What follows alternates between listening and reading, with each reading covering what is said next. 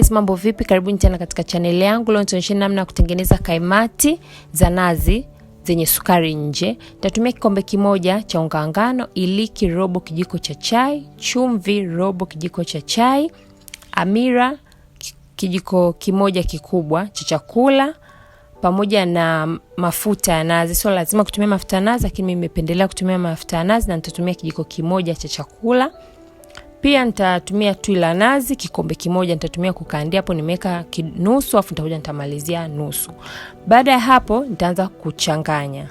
Kama mnavyoona hapo, utaupiga hivyo unga wako. Unaweza ukatumia mkono pia, lakini mimi sijatumia mkono kwa leo, nimetumia tu hiyo, maana unga wangu ni kikombe kimoja tu, sio mwingi. Utaupiga vizuri kama kwa muda dakika 10, dakika 5 mpaka ulainike vizuri na usiwe na madutudutu, yani mafungo ya unga ngano. Baada ya hapo, kishafikia hapo, kinachofuata utafunikia unga wako kwa muda wa dakika 20 ama mpaka pale utakapovimba mara mbili yake. Baada ya dakika 20 kama mnavyoona hapo umeumuka vizuri, utauchanganya tena kama mnavyoona hapo. Kama unapenda video hii mpaka hapo ulipofikia, usisahau kuilike, usisahau pia kucomment hapo chini kama una swali lolote. Inasaidia sana ukuaji wa channel yangu. Baada ya hapo, kama mnavyoona, kinachofuata nitaanza kuzichoma, na leo nitatumia njia nitakaoonyesha. Unaweza kutumia kijiko, unaweza kutumia mkono, vyovyote vile unavyopenda kupimia, lakini mimi leo nitatumia piping bag zile za icing sugar. Kama unaona hapo, nimeiweka hapo kwenye kikombe, alafu nitaweka kiasi cha ule cha unga wangu kama hivyo. Kama nilivyowaambia, sio lazima utumie piping bag, lakini hii inasaidia round yako pia kuwa nzuri na pia usichafuke. Kwa hiyo mimi nimetumia hivyo kama mnavyoona. Baada hapo utachukua mkasi wako, kitchen scissors please, alafu utakata vizuri round kama kubwa. Usikate nyembamba kama ya kupitisha icing sugar, kubwa kidogo kama mnavyoona hapo. Utaweka mkasi wako kwenye mafuta ili sinate wala isishikie, afu utakuwa unaminya kidogo, unaukata. Kisha unakata chini, usikate kwenye plastiki hivyo. Uwe unaenda haraka. Inasaidia sana round iwe nzuri, na pia usichafue jikoni hivyo.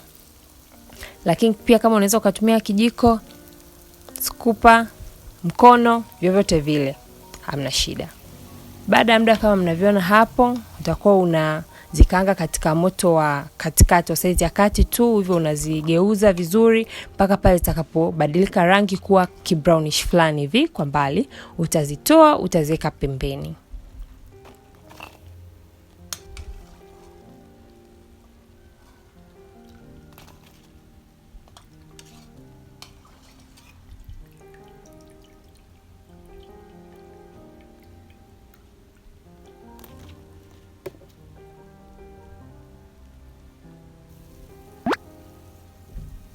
Baada hapo nitachukua frying pan ama unaweza kutumia pia sufuria.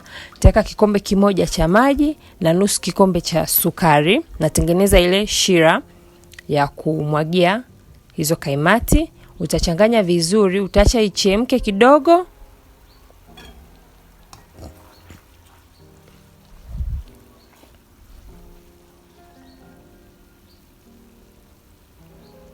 Shachemka kidogo hivyo, nitaweka harufu ya limao, ya lemon. Unaweza kaweka pia vanilla kama una vanilla, pia unaweza kaweka iliki wakati huu.